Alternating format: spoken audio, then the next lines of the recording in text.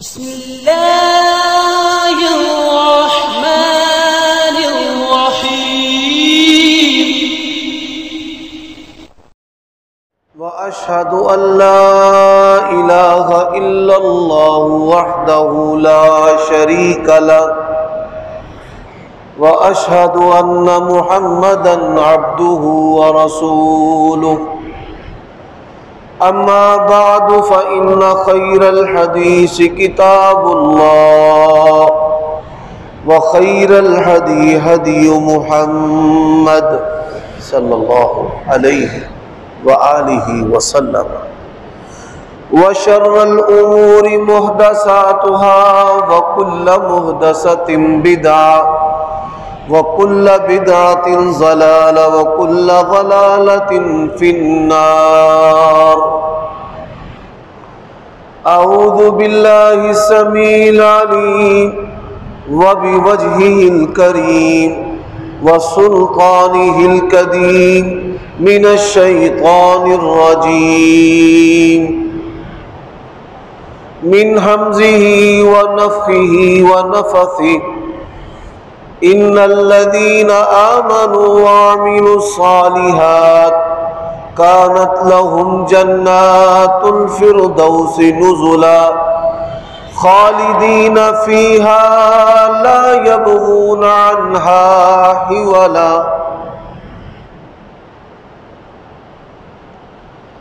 عیوب اور نقائص سے پاکیزہ تمام قسم کی حمد و ثنا اللہ وحدہ لا شریک لہ کے لیے، اور درود و سلام شفیع للمذنبین خاتم النبیین رسول کریم رؤوف الرحیم صلی اللہ علیہ وآلہ وسلم کی ذات اقدس پر۔ میرے بھائیوں اور دوستوں، گزشتہ خطبات سے ہمارا عنوان اور موضوع ہے وہ اعمال کہ جن کے کرنے سے اللہ تبارک و تعالی اپنے بندوں کو جنت عطا کرتا ہے، جنت میں لے جانے والے اعمال، یا دوسرے لفظوں میں اہل جنت کی جو خوبیاں ہیں۔ اور اہم بات یہ ہے کہ اللہ تبارک و تعالی کی بخشش اور رحمت اور اس کا فضل اور کرم سارا سال رہتا ہے، اور رمضان کے بعد بھی ایسے اعمال ہیں کہ جن کا اجر و ثواب آپ رمضان کی رحمتوں کے برابر حاصل کر سکتے ہیں۔ اب ان اعمال کی نشاندہی ہم گزشتہ خطبات سے کر رہے ہیں کہ کون سے ایسے اعمال اور خوبیاں ہیں کہ جن کے کرنے پر نبی علیہ الصلوۃ والسلام نے اس نیک عمل کے کرنے والے کو جنتی قرار دیا ہے۔ چھوٹے اب رہنے دو، اب بعد میں، اب اسی پر اکتفا ہے۔ پہلی حدیث، اس حدیث کو بیان کرنے سے پہلے میں یہ ضروری سمجھتا ہوں کہ قرآن مجید کی جو دو آیتیں میں نے آپ کے سامنے تلاوت کی ہیں ان کا ترجمہ، ان الذین آمنوا وعملوا الصالحات، یقیناً وہ لوگ جو ایمان لانے کے بعد نیک اعمال کرتے ہیں، کانت لہم جنات الفردوس نزلا، اللہ تعالیٰ نے سب سے اعلیٰ جنت، جنت الفردوس جو ہے ان کے لیے بطور مہمانی کے تیار کر رکھی ہے۔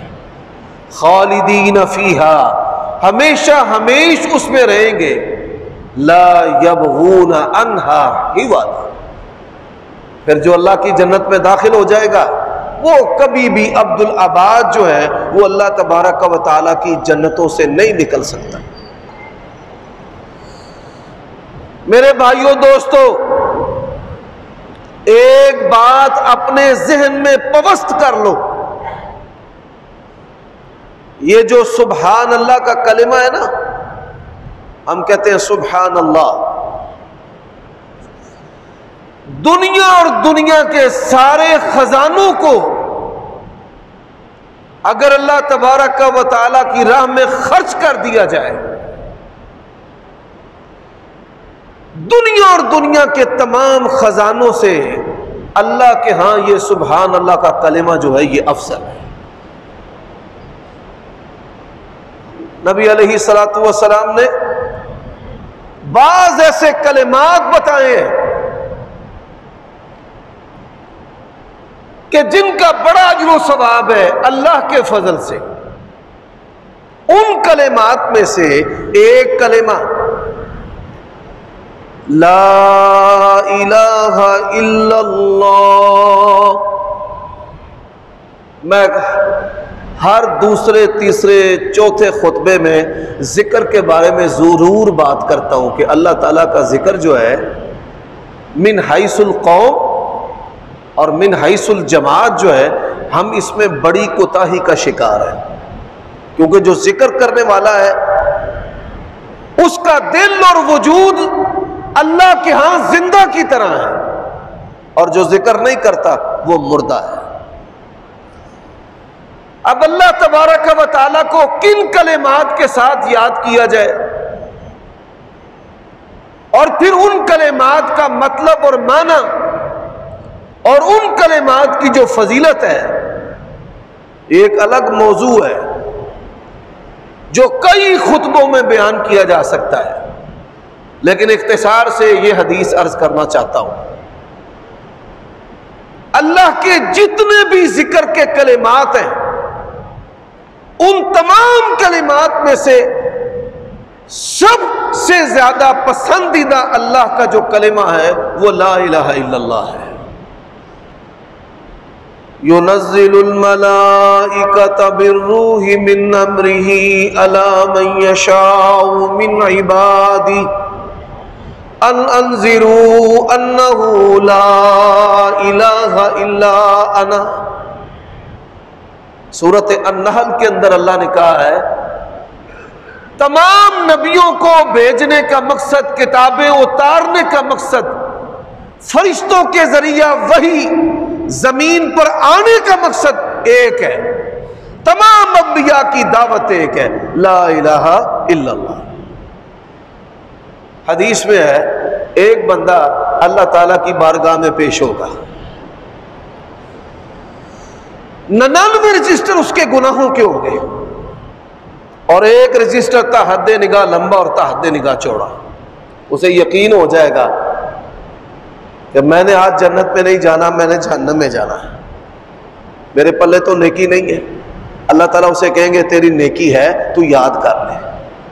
اور آپ کو پتہ ہے خلق الانسان ضعیفا، انسان بڑا کمزور ہے، جب پریشان ہوتا ہے پھر اس کو کچھ بھی سجائی نہیں دیتا۔ اللہ نے کہا نیکی ہے یاد کر، وہ کہتا ہے ما علی من حسنہ، یا اللہ میری کوئی نیکی نہیں۔ نبی علیہ السلام نے فرمایا کہ چھوٹی سی پرچی نکال کر ترازو کے دائیں پلڑے میں رکھی جائے گی، وہ دائیں پلڑا بھاری ہو جائے گا، 99 رجسٹر گناہوں کے ہلکے ہو جائے گا۔ وہ حیران ہو کر کہے گا یا اللہ یہ میرا کون سا ایسا عمل ہے کہ جس نے میرے سارے گناہوں کو ہی ہلکا کر دیا ہے؟ اللہ فرمائیں گے یہ تیرا وہ قول لا الہ الا اللہ۔ تو میرے بھائیوں دوستو، رسول اللہ صلی اللہ علیہ وآلہ وسلم کا فرمان ہے افضل الذکر لا الہ الا اللہ۔ تو لا الہ الا اللہ کا ذکر کثرت سے کرنا یہ مومن آدمی کا وصف ہے، اور آپ میں سے ہر بندہ یہ بات جانتا ہے کہ لا الہ الا اللہ اس کے اندر اللہ کی توحید ہے۔ اور اسی سے ملتی جلتی بات جو ہے آپ کو ایک اور سناتا ہوں۔ امام البانی رحمہ اللہ سلسلہ حدیث صحیحہ کے اندر ایک حدیث لے کر آئے، اس حدیث کو بیان کرنے والے عمر بن خطاب رضی اللہ تعالی عنہ، نبی علیہ الصلوۃ والسلام نے فرمایا جو بندہ 10 مرتبہ قل ہو اللہ پڑھے گا، اللہ تعالیٰ 10 مرتبہ قل ہو اللہ پڑھنے کی وجہ سے اس کو اپنی جنت عطا کر دے گا۔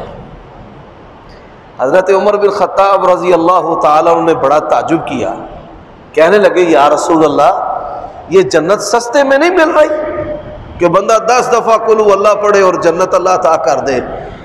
نبی علیہ السلام نے فرمایا تیرا رب بڑے فضل والا ہے۔ اس کا مطلب و معنی کیا ہے؟ اس کا معنی یہ ہے کہ اللہ تبارک و تعالی جو ہے وہ قل ہو اللہ کی تلاوت کرنے سے اپنے بندوں کو جنت عطا کرتا ہے۔ یہی وجہ ہے کہ ایک دوسری حدیث میں ہے رسول اللہ صلی اللہ علیہ وآلہ وسلم نے فرمایا وہ جنتی ہے۔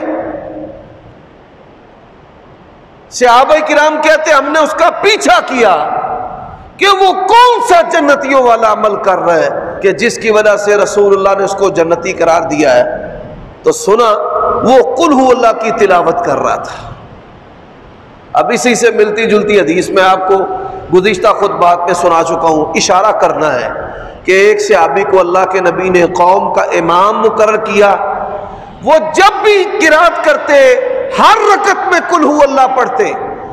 جب واپس آئے رسول اللہ کو شکایت لگائی گئی، آپ نے پوچھا کیوں بھائی؟ اس نے کہا یا رسول اللہ ہاں ہر رکعت میں قرات کے بعد میں قل ہو اللہ پڑھتا ہوں، اس لیے پڑھتا ہوں یہ اللہ کی صفت ہے اور مجھے اس سے بڑی محبت ہے۔ فرمایا پھر گواہ ہو جا اللہ تبارک و تعالیٰ اس عمل کے بدلے تجھے جنت عطا کرے گا۔ اب اسی کے ساتھ ایک عملی طور پر کام جو ہم نے کرنا ہے وہ میں بات سنانے لگا ہوں۔ مصیبت اور تکلیف میں انسان پر کرب آتا ہے، مصیبت اور تکلیف۔ مصیبت اور تکلیف میں نبی علیہ السلام نے ہمیں پڑھنے کے لیے جو باتیں جو کلمات تعلیم فرمائے ہیں ان میں سے ایک کلمہ اللہ اللہ ربی لا اشرک بہ شیئا۔ اس سے بھی یہ بات معلوم ہوتی ہے کہ انسان پر کوئی بھی مصیبت آئے تو توحید والے کلمات وہ اللہ تبارک و تعالیٰ کو سب سے زیادہ پسند ہیں اور بندے کی مصیبت کو دور کرنے کے لیے سب سے زیادہ مؤثر بھی ہیں۔ نیک اعمال کا وسیلہ انسان اللہ کے ہاں پیش کرتا ہے تو شرک اس کی نفی اور توحید جو ہے اس کا اظہار اور اقرار یہ مصیبت کو دور کرنے والا ایک بہترین عمل ہے۔ اب کیا پڑھنا ہے جی؟ اللہ اللہ ربی، سارے پڑھیں اللہ اللہ ربی لا اشرک بہ شیئا۔ یہ آج کے خطبے کی بات اپنے پلے باندھ لیں، یقین جانیے میری اور آپ کی نجات کے لیے یہ عقیدہ اور یہ بات ہی کافی ہے۔ دوسری حدیث، اس حدیث کو بیان کرنے والے علی بن ابی طالب رضی اللہ تعالیٰ عنہ، جامع ترمذی کی حدیث ہے۔ فرماتے ہیں نبی علیہ الصلوۃ والسلام نے جنت کا ذکر کیا اور جنت کے محلات کا ذکر کیا اور پھر محلات کی خوبصورتی کا ذکر کیا۔ فرمایا بعض محل اتنے خوبصورت ہیں اندر کھڑے ہو جائیں تو باہر کا نظارہ اور باہر کھڑے ہو جائیں تو اندر کا نظارہ، یعنی جس کو اللہ تعالیٰ محل الاٹ کرے گا نا وہ باہر سے اندر دیکھ سکے گا، ہر بندہ نہیں کہ میں اور آپ اس کی پرائیویسی میں اپنی نظروں کو داخل کر دیں، ایسا نہیں ہے۔ جس کو اللہ تعالیٰ وہ محل عطا کرے گا اب اندر سے باہر دروازوں اور کھڑکیوں اور شغافوں سے دیکھا جا سکتا ہے، لیکن اللہ تبارک و تعالیٰ نے وہ 3 ڈیمنشن محل بنائے ہی ایسے ہے کہ مالک چاہے گا تو اپنے گھر کو باہر سے بھی دیکھ سکے گا۔ حضرت علی رضی اللہ تعالیٰ عنہ کہتے ہیں یا رسول اللہ صلی اللہ علیہ وسلم اس محل کا مالک اللہ بنائے گا کس کو؟ فرمایا جس کے اندر 4 خوبیاں ہوگی اللہ تعالیٰ اس محل کا مالک 4 خوبیاں جس میں ہوگی اس کو بنائے گا، اور مالک اندر سے جنت کے نظارے کرے اور باہر سے اپنے گھر کے نظارے کرے۔ اب ان خوبیوں میں سے پہلی خوبی فرمایا اخلاق حسنہ کا فاضل ہو۔ اخلاق حسنہ، اس کی زبان نرم ہو، زبان کے فتنے اس کے اندر نہ ہو۔ دوسری جو خوبی ہے، کھانے کھلانے والا ہو، فقراء اور مساکین کا خیال رکھے۔ وَيُطْعِمُونَ الطَّعَامَ عَلَىٰ حُبِّهِ مِسْكِينًا وَيَتِيمًا وَأَسِيرًا إِنَّمَا نُطْعِمُكُمْ لِوَجْهِ اللَّهِ لَا نُرِيدُ مِنكُمْ جَزَاءً وَلَا شُكُورًا۔ ہماری مذہبی جو اکثریت ہے، بڑی معذرت کے ساتھ ہم کھانے والے ہیں، ہم کھلانے والے نہیں، کیونکہ ہم نے تیار ہی ایسے لوگ کیے ہیں اشتہاروں پہ لکھ لکھ کر کہ کھانے کا بہترین انتظام ہوگا، ہم نے کھانے والے تیار کر کیے ہیں۔ کھانا کھانا یہ اللہ کی پسندیدہ خوبی نہیں ہے۔ اللہ کی پسندیدہ خوبی جو ہے وہ کھانا کھلانا ہے۔ اور آپ ایک لمحہ کے لیے سوچیں کہ ہمیں بڑی بےتابی والی بھوک لگی ہو، ہم بڑے بھوکے ہوں، اور گھر میں ہم اپنی فرمائشی ڈش پکوائیں، بھائی چھوٹے پائے بنا لو، مغز بنا لو، مچھلی بنا لو، قورمہ تیار کر لو، ہم یہ نعمتیں کھاتے ہیں، اور وہ کھانا آپ کے سامنے موجود ہو اور مانگنے والا آ جائے اور آپ کھائیں نہ، اپنے بیٹے سے کہیں کہ اس کو یہ جو کھانا ہے بھوک بےتابی والی ہے، کھانا پسندیدہ ہے، اور کھانا اٹھا کر مانگنے والے کو دے دیا جائے۔ اللہ کے نبی نے ایسی جماعت تیار کی ہے۔ صحابہ کرام، عبداللہ ابن عمر رضی اللہ تعالی عنہما، مچھلی بڑی پسند تھی۔ بیٹا کہتا ہے بڑے دنوں سے نا مجھے کہنے لگے کہ میرا مچھلی کھانے پر دل کر رہا ہے، میرا مچھلی کھانے پر دل کر رہا ہے۔ ہم نے بڑی تگ و دو سے، اور یہ بات یاد رکھو، ماں باپ کے فرمائشی کھانے پکانے والا بھی جنتی ہے، کہ میں ایسا کھانا تیار کروں جس سے میرا باپ راضی ہو، میری ماں راضی ہو۔ ایسی عادت والا شخص بھی جو ہے وہ اللہ کا پسندیدہ بندہ ہے۔ کہتے ہیں ہم نے بڑی تگ و دو سے مچھلی منگوائی، اس کو تیار کروایا، تیار کروا کے ہم نے ابا جی کے سامنے رکھا۔ سائل آ گیا، اللہ کے نام پر کچھ دو۔ فرماتے ہیں مچھلی نہیں کھائی، مجھے حکم دیا اٹھا کے ساری اس کو دے دی۔ یہ خوبی ہے میرے بھائیوں دوستو۔ تیسرا وصف فرمایا کثرت کے ساتھ روزے رکھنے والا۔ اب میں دیکھتا ہوں بڑے بڑے اہل حدیث اور اہل سنت اور دین مذہب کو سر پر اٹھانے والے اور اس کا اظہار کرنے والے، یہ جو شوال کے روزے ہیں رکھنے میں فیل ہیں۔ رسول اللہ صلی اللہ علیہ وآلہ وسلم کا فرمان ہے کہ جس نے رمضان کے روزے رکھے اور پھر اس کے بعد شوال کے 6 روزے رکھے، پورے مہینے میں جب مرضی رکھ سکتا ہے۔ اجر و ثواب کتنا ہے؟ فرمایا اجر و ثواب ایسے ہے کہ جیسے اس نے زمانے بھر کے ساری زندگی کے روزے رکھے۔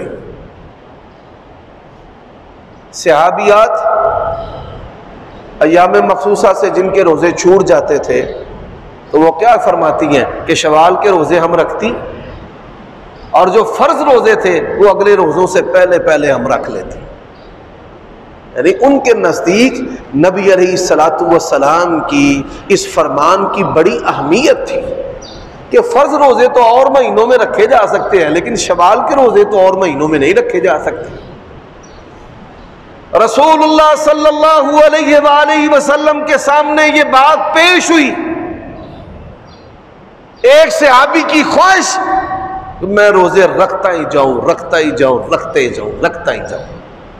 آپ نے فرمایا بہترین روزہ، سبحان اللہ کیا کہنے ہیں، اس حدیث کو بیان کرنے میں بھی بڑی لذت ہے اور عمل میں بھی بڑی لذت ہے۔ فرمایا بہترین روزہ داؤد علیہ السلام کا روزہ ہے۔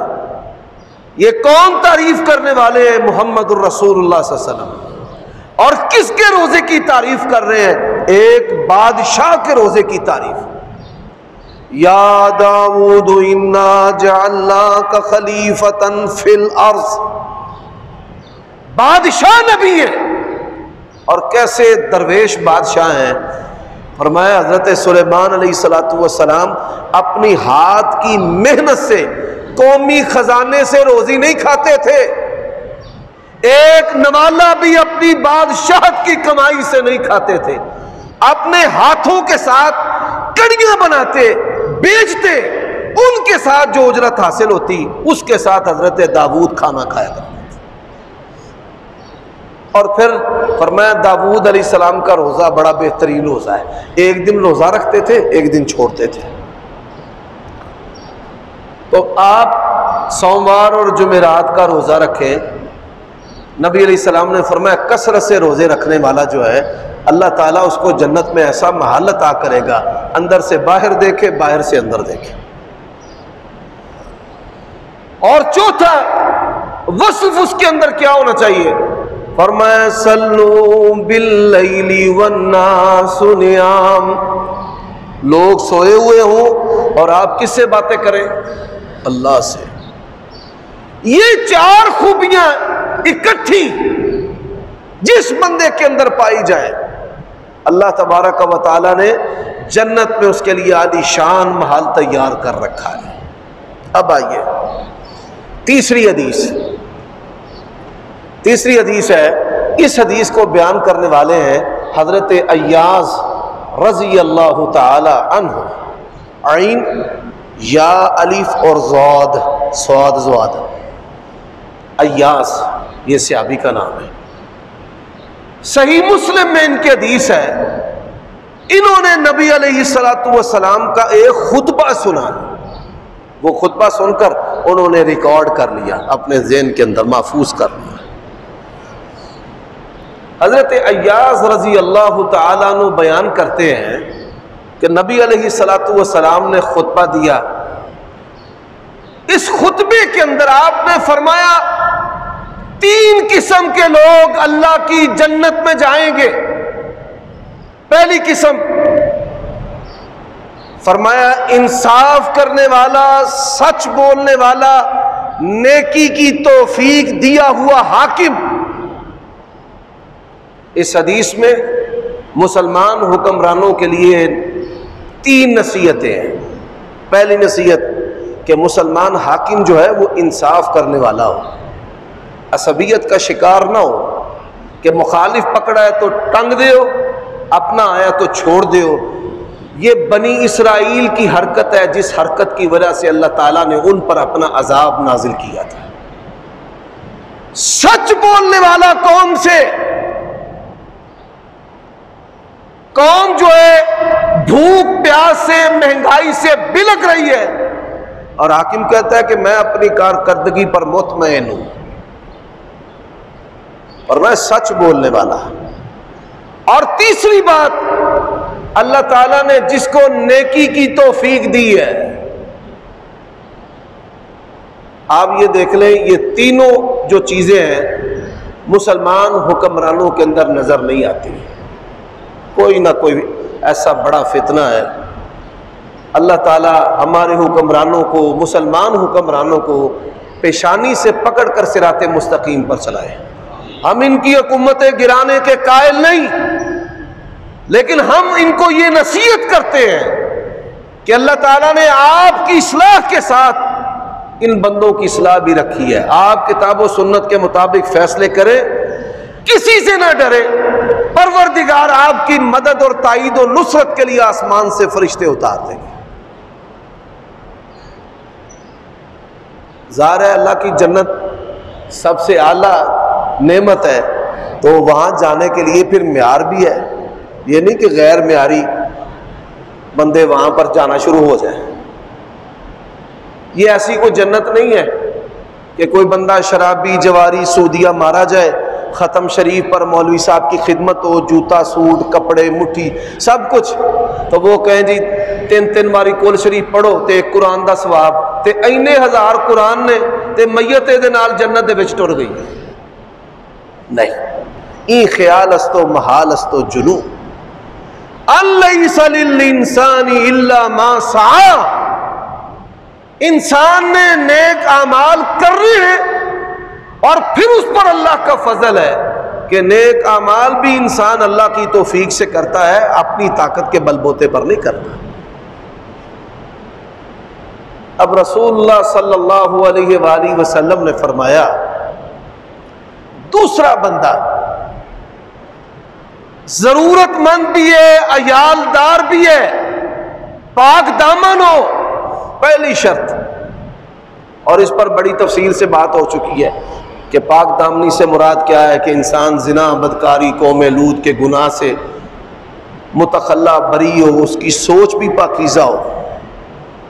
فرمایا عیالداری ہے، لوگوں سے مانگتا نہیں ہے، صبر کرتا ہے. فرمایا اللہ تبارک و تعالی ایسے بندے کو بھی اپنی جنت عطا کرے گا.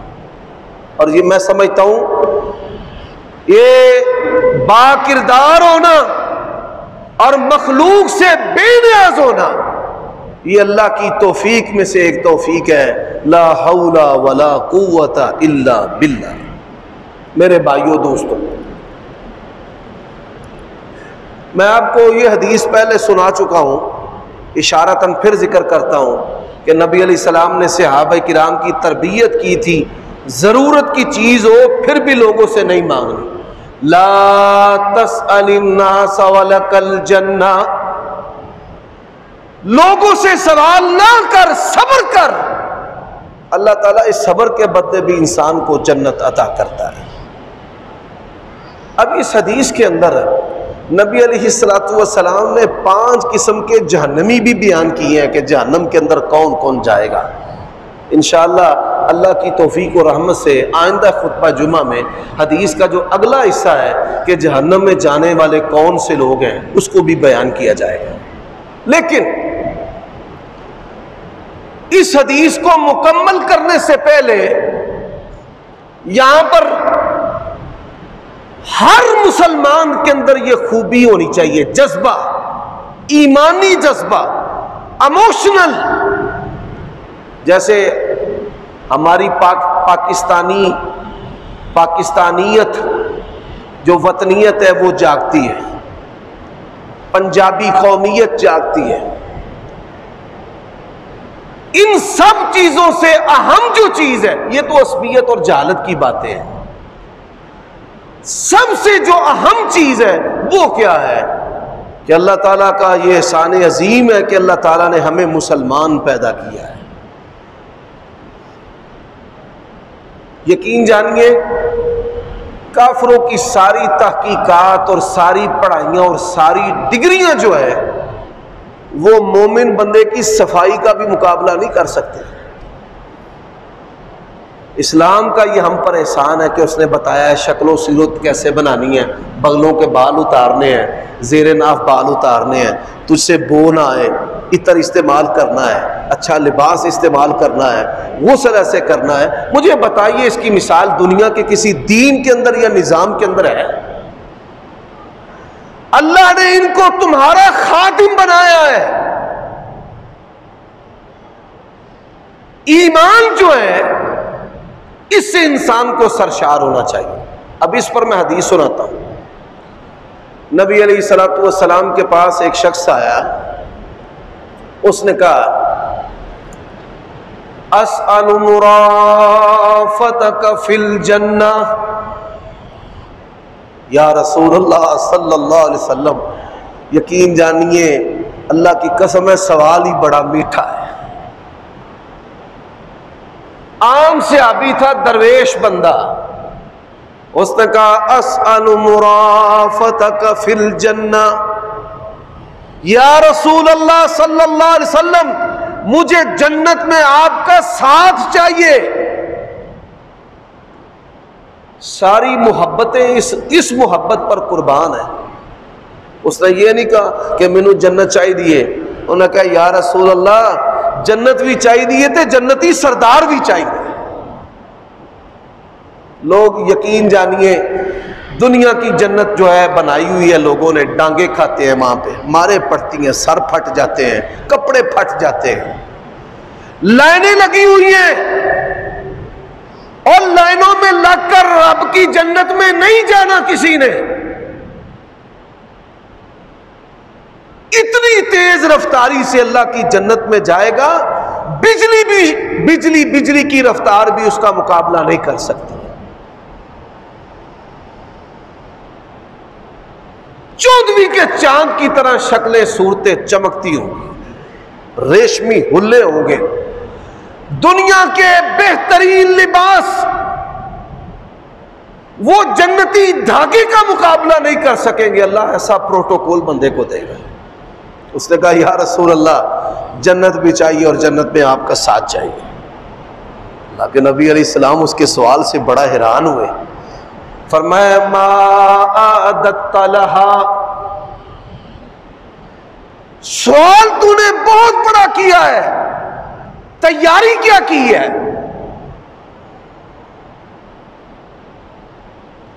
اور یہاں پر ہماری قوم میں تصور کیا ہے کہ جس بابا جی کو ہم سجدہ کر رہے ہیں اس نے ہمیں جنت کے اندر اپنے پیچھے لے کر جانا ہے۔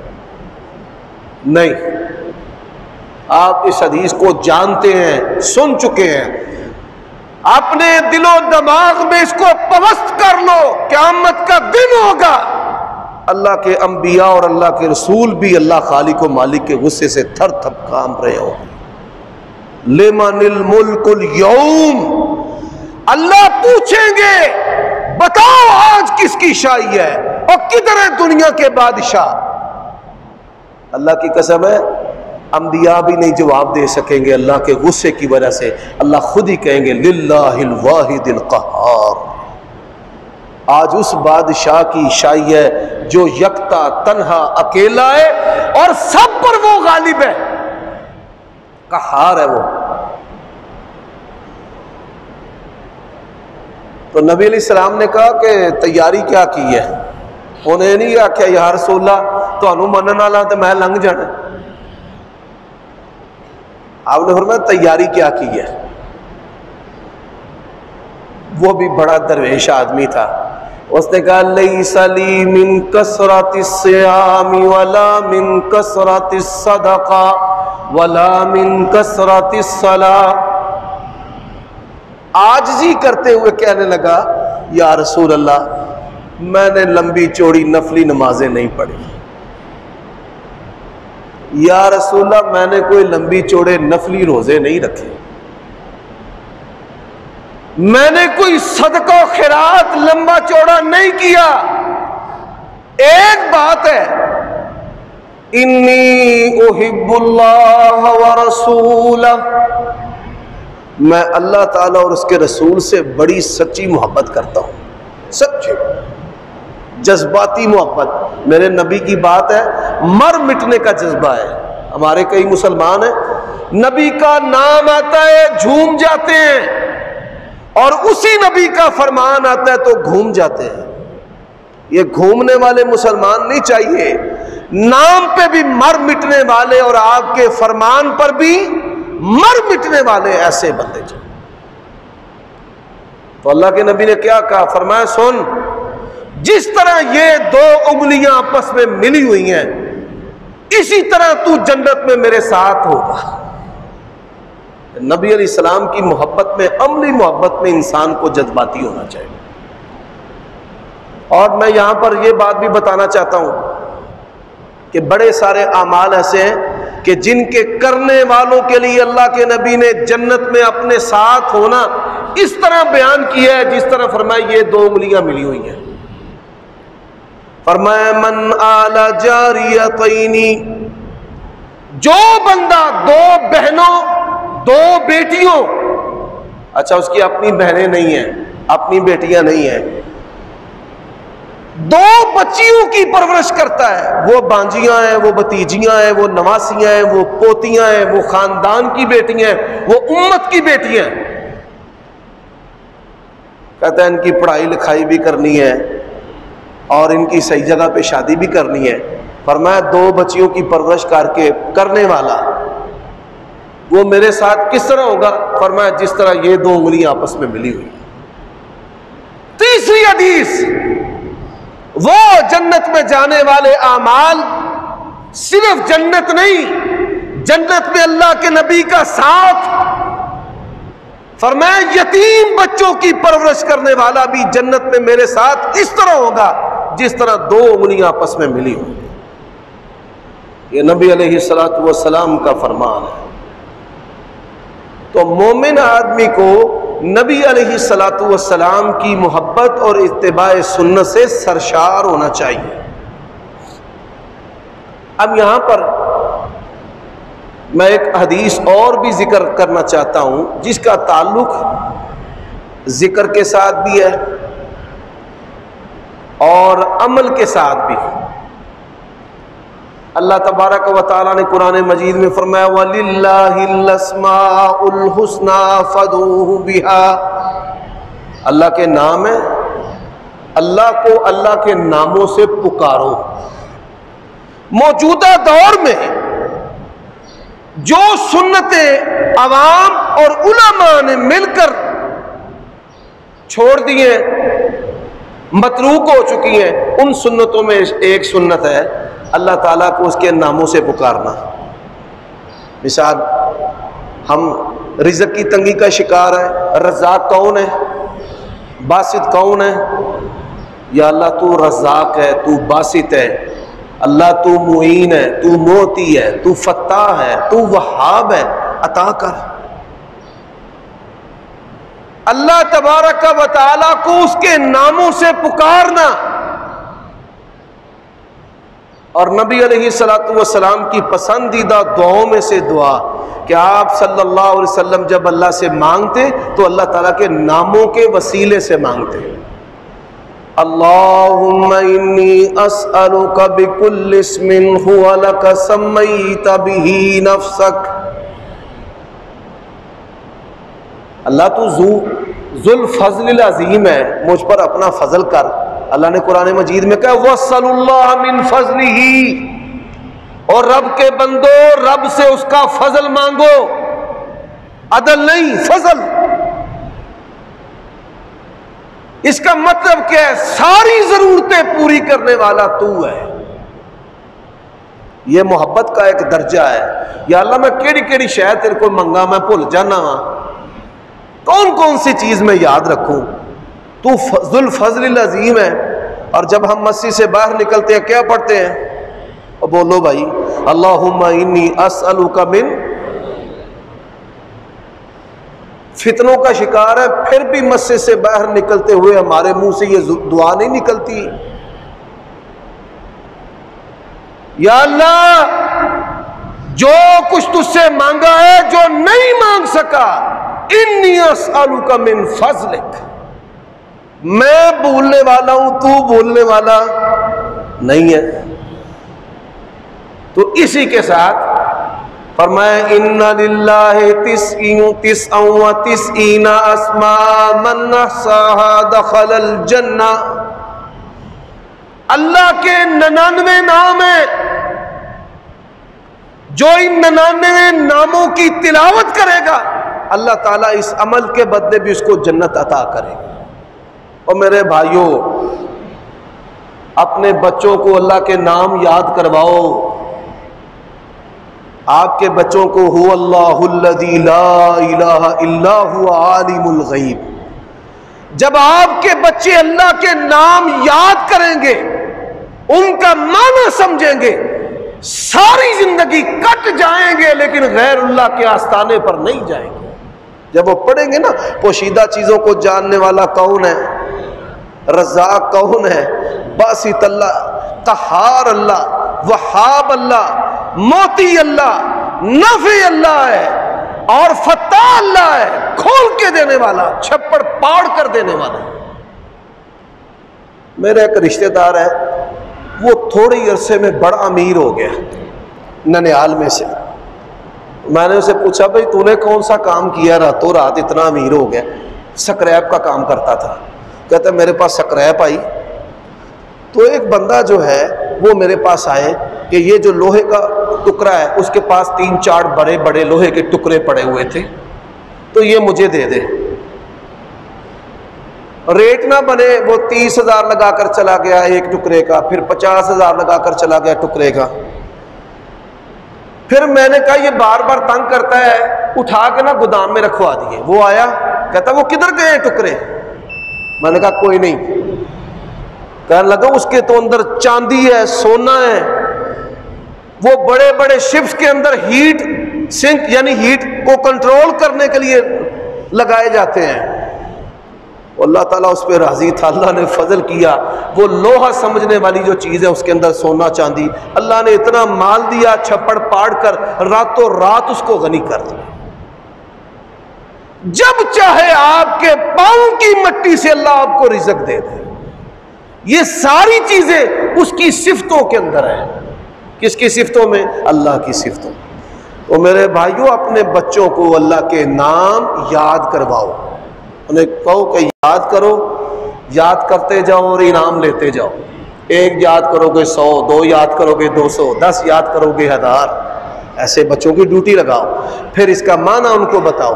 جب معنی بتاؤ گے، کوئی جادوگر، کوئی ٹونے منتر والا، کوئی طوطے فال والا، کوئی نجومی، کوئی پھوکوں والا، کوئی دھاگے والا آپ کے بچے کے ایمان پر، اس کے مال پر، اس کی عزت پر کبھی بھی حملہ آور نہیں ہو سکتا۔ جب اسے سمجھ آ جائے گی یہ ساری چیز کس کے ہاتھ میں ہے، بیدک الخیر انک علی کل شیء قدیر۔ اللہ تعالیٰ مجھے اور آپ کو عمل کی توفیق عطا فرمائے۔